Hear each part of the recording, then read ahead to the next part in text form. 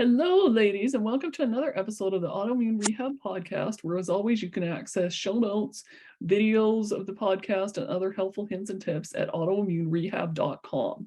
Today's episode, I am happy to have with me Kellina Powell.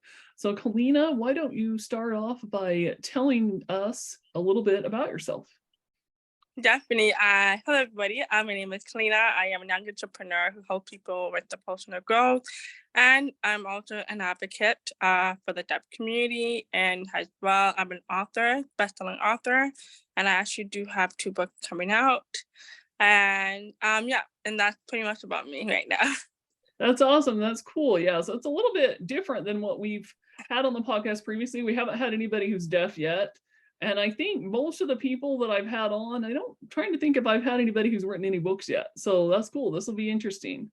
This will be good. So what are the books about that you've either written or you are writing?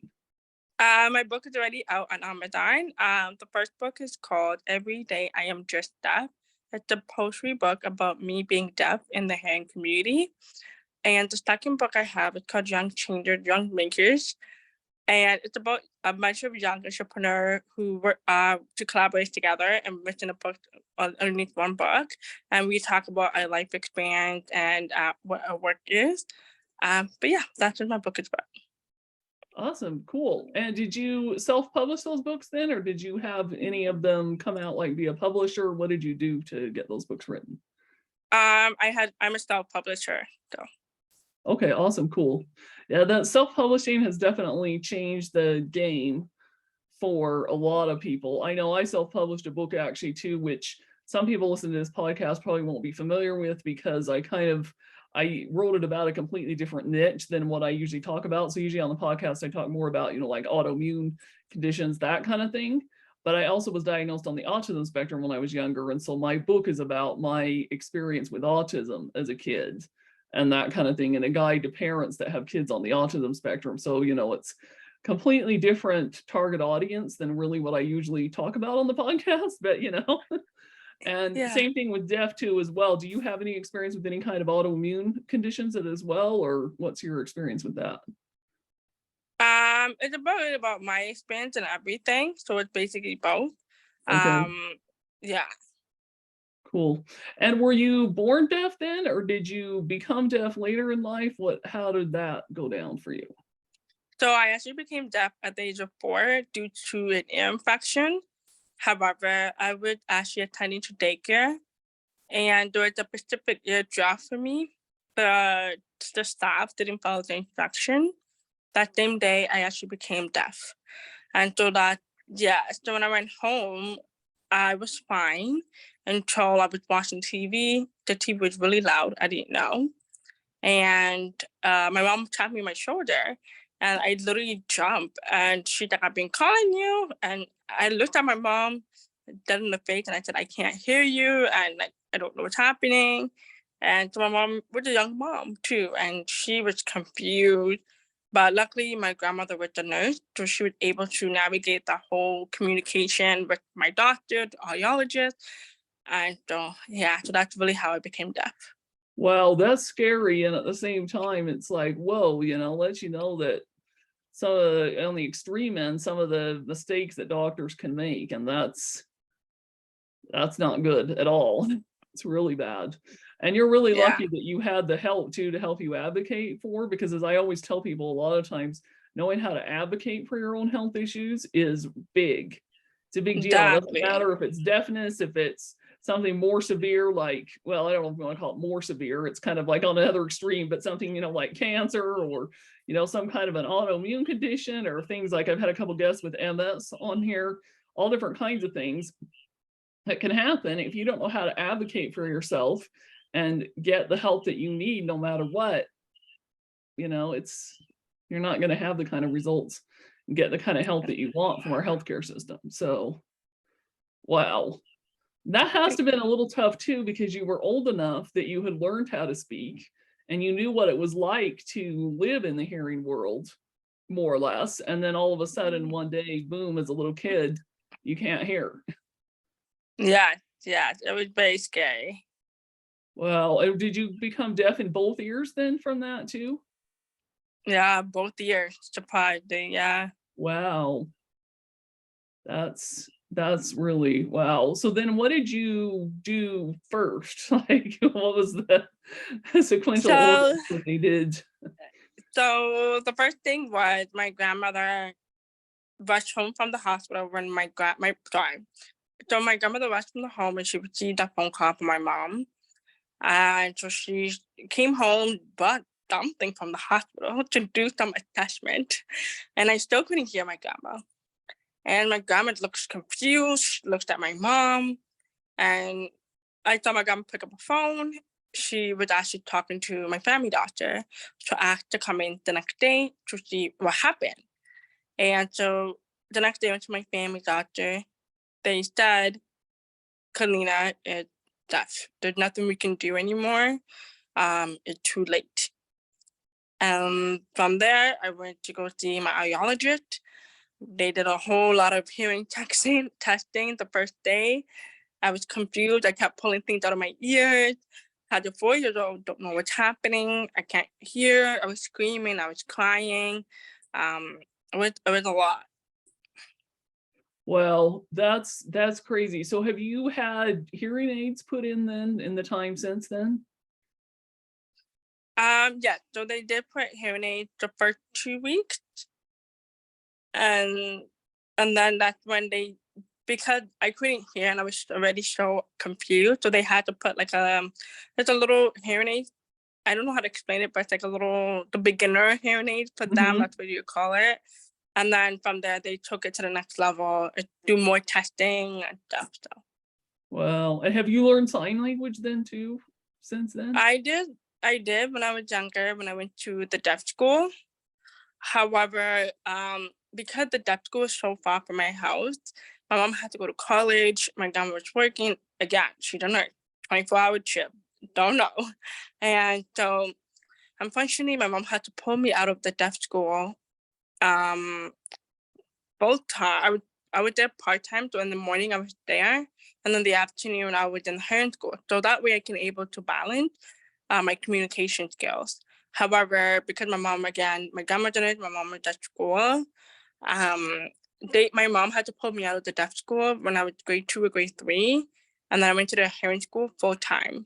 And however, because I learned so much sign language in the deaf school versus the hearing school did not have anything for me to continue learning ASL, unfortunately.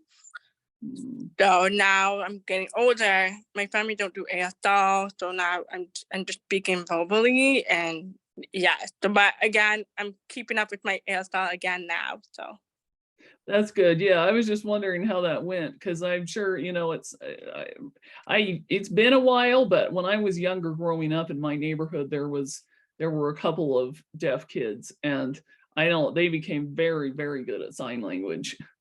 But they also were in deaf schools and things, and they had both been born deaf from them, and so they had never been able to hear or have that speech ability, and so that's kind of a little bit of a different situation. It's like you have the advantage of you'd learned to talk already and you knew what it was like to hear, but you have the disadvantage of all of a sudden it disrupts your entire life. You're like, whoa, yeah, yes. that's crazy.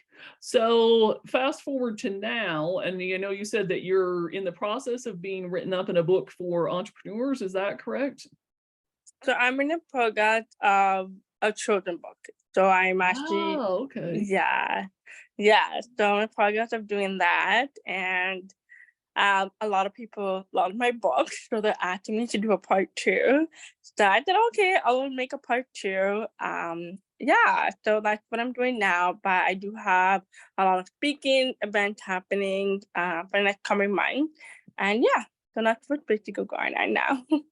Cool. And are the children's books like designed for other kids that are deaf, or to teach hearing kids about deafness, or is it something just totally different? um, Sorry, I would say I haven't decided just yet. I have broken down so many things. So I actually want this book for every children, not just specifically for deaf children. So I wanted to make it mixed with both that, like a deaf friend, a disability friend, or I'm trying to think about it, but I haven't have a final set on it yet.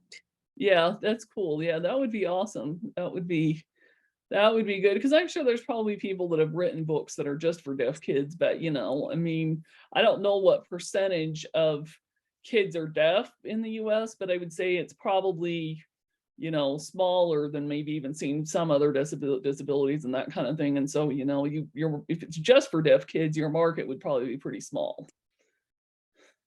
Yeah, I think so too because I'm located in Canada, so Oh, you're in Canada the Canada. thing. Okay. Yeah, so Canada is actually smaller than the U.S. Percentage had I looked. So, but now they're saying that as the years goes by, the number is always changing. I'm sure. Yeah. And with some of the advancements in technology, medicine, that kind of thing, it doesn't happen quite as much. It's more the older people that start losing their hearing. And then you have, but the actual Exactly. young people that are deaf, you don't have as many of those anymore as much. So, you know, it's good for them, good for, I guess, in general, because it's harder to function in society if you have to deal with being deaf. But it means that your market audience for a book of kids, I would say, let's say North America, then, US and Canada would be pretty small if it was just for deaf kids, Yes, it is. for sure. Absolutely. Cool. That's awesome. Well, let's see. Anything else that you want to share with us about you? Um, I would say honestly no, because I think we touched base on it.